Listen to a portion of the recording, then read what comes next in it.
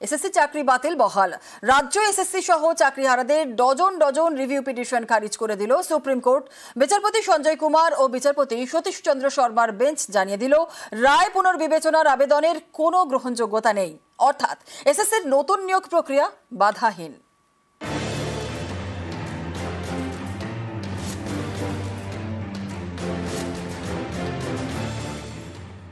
গত এপ্রিলে সুপ্রিম কোর্টের রায়ে এসএসসির 26,000 চাকরি বাতিল হয়। এ নিয়ে সুপ্রিম কোর্টে রিভিউ পিটিশন করে এসএসসি, রাজ্য এবং চাকরিহারারা। কয়েক ডজন মামলা। মঙ্গলবার সেই সব মামলার শুনানি হয় শীর্ষ আদালতে।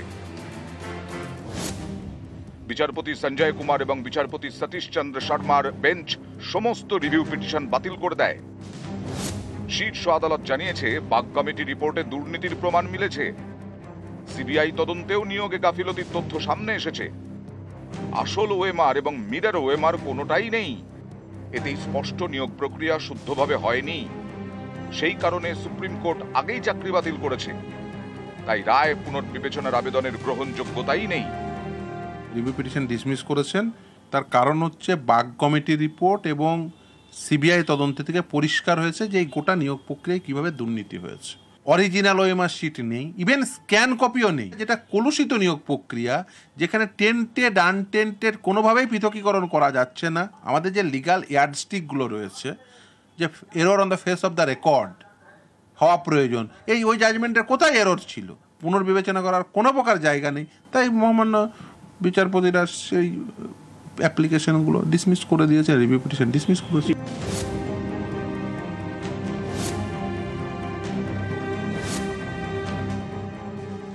180 থেকে 200টা বিচার রিভিউ পিটিশন ফাইল হলো। উনি লিখছেন আনটেন্টেডদের জন্য এটা হৃদয় বিদারক। তিনি কি বলছেন যে প্রসেসটা আবার প্রথম থেকে ঠিক করে করতে হবে। তো প্রসেসটা ঠিক করে যে করতে হবে, প্রসেসটা যে ভুল বা ঠিক সেই ব্যাপারে কোনো আর্গুমেন্ট উনি করতেই দিলেন না প্রথম দিন, এবং আজকে এতগুলো রিভিউ পিটিশনে পর্যন্ত খারিজ করে দিলেন। এবং সেখানে বলছেন যে আমি প্রোটেকশন দিয়েছি এদেরকে, কি না এজ রিল্যাক্সেশন দিয়ে আবার পরীক্ষায় বসতে দিয়েছি, পুরনো চাকরিতে ফেরত দিতে চেয়েছি। এই ধরনের যে একটা নক্কারজনক জাজমেন্ট, এটা কোনো মানুষে দিতে পারে না। রাজ্য সরকার স্কুল সার্ভিস কমিশন তাদের পক্ষ থেকে যোগ্য অযোগ্যের তালিকা না দেওয়ার জন্য সকল যোগ্যদের চাকরি চলে গেল। এর দায় স্কুল সার্ভিস কমিশনের, এর দায় রাজ্য সরকারের দুর্নীতির। বিচার ব্যবস্থার প্রতিও আমরা ধীরে ধীরে ক্রমশ আস্থা হারাচ্ছি। আর পরীক্ষা যদি দিতেই হয়, এসএসসি 2016 প্যানেলের যারা নট স্পেসিফিক্যালি টেন্টেড আর যারা এলিজিবল, আমরা তারাই দেব। তার জন্য আরো সময় চাই, আরো 3 মাস পরীক্ষা পেছান। আমরা পরীক্ষার বিরোধিতা করব না, ফের এসএসসি অভিযানে যাব। সুপ্রিম কোর্টে আবারও মামলা কিভাবে করে ঘুরে দাঁড়ানো যায় সে বিষয়ে আমরা কাজ করব। 2016 এসএসসির পুরো প্যানেল গত 3রা এপ্রিল বাতিল করে দেয় শীর্ষ আদালত। এর জেরে এক ধাক্কায় প্রায় 26,000 জনের চাকরি যায়। সুপ্রিম কোর্টের নির্দেশে নতুন করে নিয়োগ বিজ্ঞপ্তি জারি করেছে স্কুল সার্ভিস কমিশন। এরই মধ্যে চাকরি বাতিলের রায় পুনর্বিবেচনার জন্য সুপ্রিম কোর্টে কয়েক ডজন মামলা হয়। সেই সমস্ত মামলা খারিজ করে দিল শীর্ষ আদালত। অর্থাৎ এসএসসির নতুন নিয়োগ প্রক্রিয়া বাধাহীন। অর্ণব হাজরা, নিউজ 18 বাংলা। নন্দীগ্রাম নিয়ে আলাদা বৈঠক অভিষেকের। 26-এর আগে নন্দীগ্রামে বাড়তি নজর। বুথ ব্লক অঞ্চল নেতাদের নিয়ে বৈঠক। জেলা নেতৃত্বকে প্রয়োজনীয় নির্দেশ অভিষেকের। আর পূর্ব মেদিনীপুরে জনসংযোগে জোর। কেন্দ্রের বঞ্চনা নিয়ে বাড়ি বাড়ি প্রচারেরও নির্দেশ। রাজ্যের প্রকল্প মানুষের কাছে পৌঁছে দেওয়ার নির্দেশ। নন্দীগ্রামের চিন্তাভাবনা আছে, সেটা আগামী দিনে নন্দীগ্রাম নিয়ে আরেকবার বসা হবে। সার্বিকভাবে ওরা গোটা তমলুক সাংগঠনিক জেলা নিয়ে আলোচনা করেছে। আমার পাড়া আমার সমাধান, সেই কর্মসূচিকে সামনে রেখে সমস্ত বিধায়করা তার নিজস্ব এলাকায় যাবেন। এসে নিয়ে আমরা আমাদের যে প্রচার চলছে দলীয় স্তরে, সেই প্রচারকে আরো শক্তিশালী করতে হবে। কেন্দ্র সরকারের বঞ্চনার বিরুদ্ধে আমাদের ইতিমধ্যে বিভিন্ন কর্মসূচি চলছে, সেই কর্মসূচিকে আরো সাধারণ মানুষের মধ্যে নিয়ে আগামী 26-এ শুভেন্দু অধিকারী প্রাক্তন 2021 সালে 5টা বিধানসভা জিতেছিলাম। পরে আমাদের তাপসী মণ্ডল ভারতীয় জনতা পার্টির বিধায়ক হিসেবে 6টা, 2026-এ 8টাই জিতে। দলের কোনো গোষ্ঠীদ্বন্দ্ব নেই। আগামী দিনে দল যা আমাদের নেত্রী যা নির্দেশ দেবেন, যারা যেখানে যাকে দায়িত্ব দেবেন সেখানে তিনি কাজ করবেন। খেজুরিতে 2 বিজেপি কর্মীর মৃত্যু তদন্তে নয়া মোড়। বিদ্যুৎস্পৃষ্ট নয়, খেজুরিতে খুনের তত ভারী বস্তু দিয়ে আঘাতেই মৃত্যুর উল্লেখ। মেদিনীপুর মেডিকেলে পিএম রিপোর্ট বদলে গেল এসএসকেএমে। আর কলকাতা হাইকোর্টে মামলায় চাঞ্চল্যকর তথ্য। দুরকম ময়নাতদন্ত রিপোর্টে চরম ক্ষুব্ধ বিচারপতি এবং মামলায় খুনের ধারা যুক্ত করার পর্যবেক্ষণ হাইকোর্টের।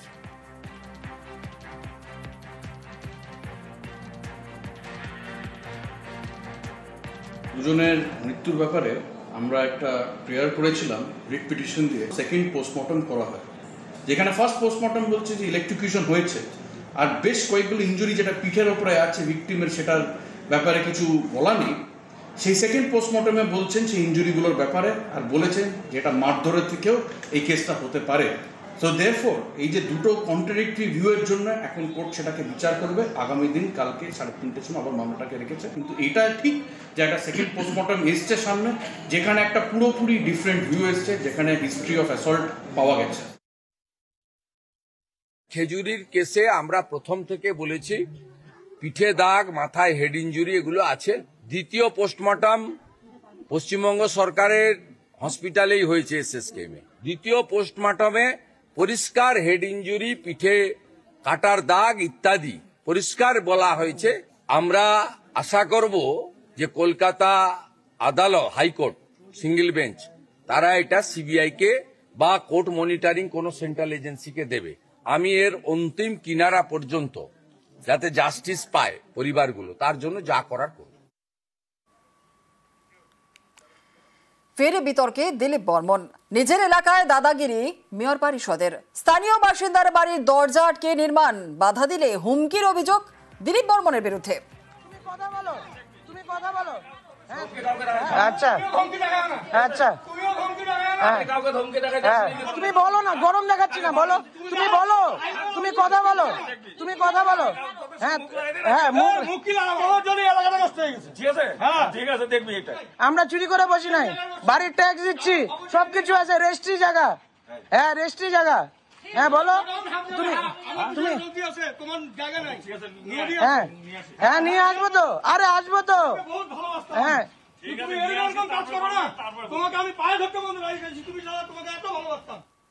শিলিগুড়ির মেয়র পরিষদের বিরুদ্ধে অভিযোগ, বাড়ির মালিক নির্মাণ ভেঙে দিলে বচসা এবং প্রধাননগর থানায় অভিযোগ দায়ের। অভিযোগ উড়িয়েছেন দিলীপ বর্মন।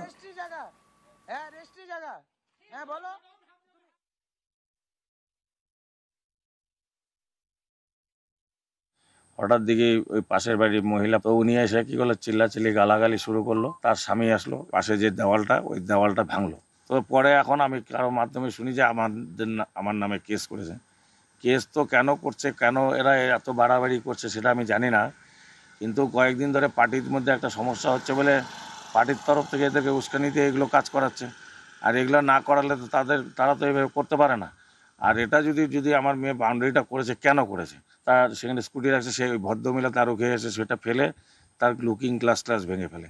তো আমরা তো সিসি ক্যামেরাও দেখছি, আর আজকে এসে নিজেরাই দেওয়াল ভাঙলো। আর বসে কথা বলে তো এটা হতে পারতো।